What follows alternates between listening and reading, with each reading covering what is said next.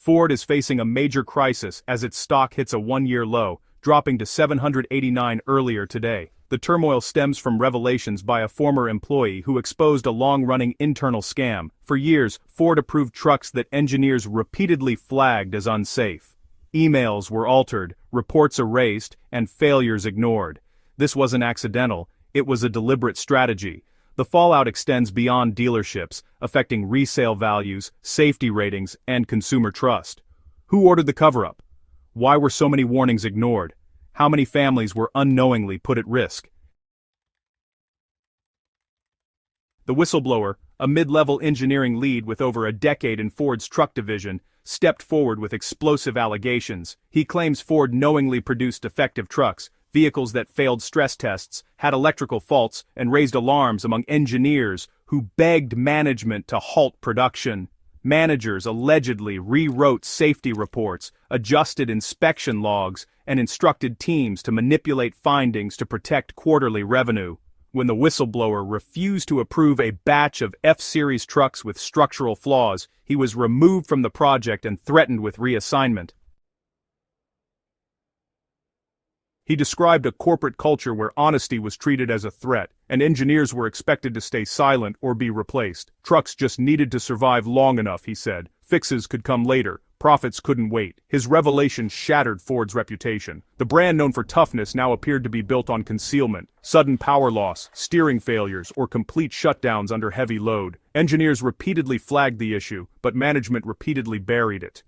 Internal documents allegedly show executives overriding safety teams to avoid costly delays, while some emails instructed staff to label malfunction data as non-critical or remove failure tables entirely.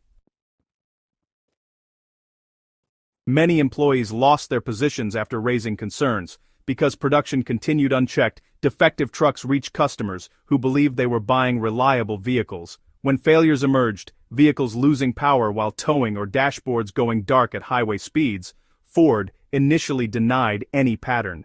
But after the whistleblower released internal files, the truth came out. The defects were real, and the cover-up was extensive. The scandal triggered massive recalls, exposing what Ford had tried to hide: systemic issues, not just isolated faults. Nearly 400,000 vehicles were recalled, including hybrid Escapes with overheating batteries, Nautilus models with failing sensors, diesel trucks with fuel pump risks, and F-Series trucks with electrical problems. Dealerships, well, they were thrown into chaos with shipments pulled before even hitting the sales floor. Customers walked in eager to buy and, honestly, left terrified. Some lots resembled storage yards for broken promises, with unsellable trucks just waiting for parts Ford simply could not supply. Consumers began seeing Ford as unstable. The media called it a crisis of confidence, analysts labeled it a slow-motion collapse, and Wall Street saw the company's value plummet. Investors dumped shares at unprecedented rates, and analysts criticized leadership for letting a safety crisis evolve into a structural failure. Institutional investors lost trust in Ford's internal reporting, leading to rapid sell-offs. Pension funds reduced exposure, hedge funds exited, and analysts labeled Ford unpredictable, opaque, and high risk.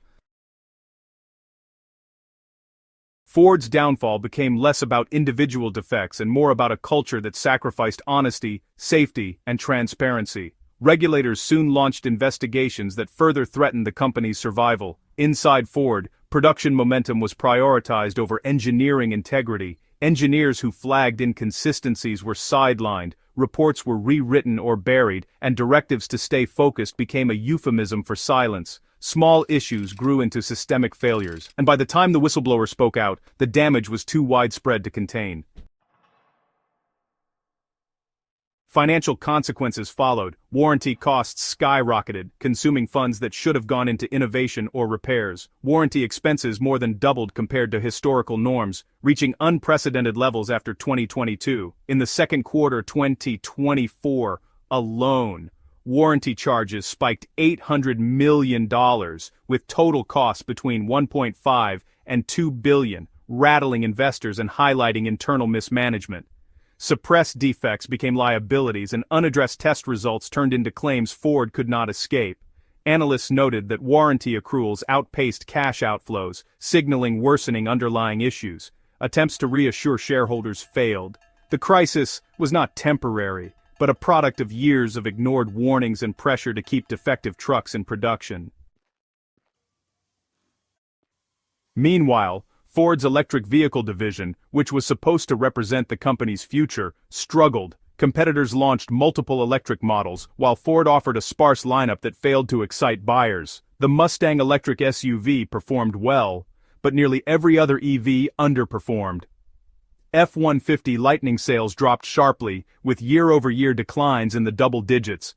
In 2024, Ford's electric and software division lost over $5 billion, compounding the previous year's losses. Instead of building momentum, Ford's EV strategy became a symbol of delay, indecision, and mismanagement, while competitors like General Motors and Tesla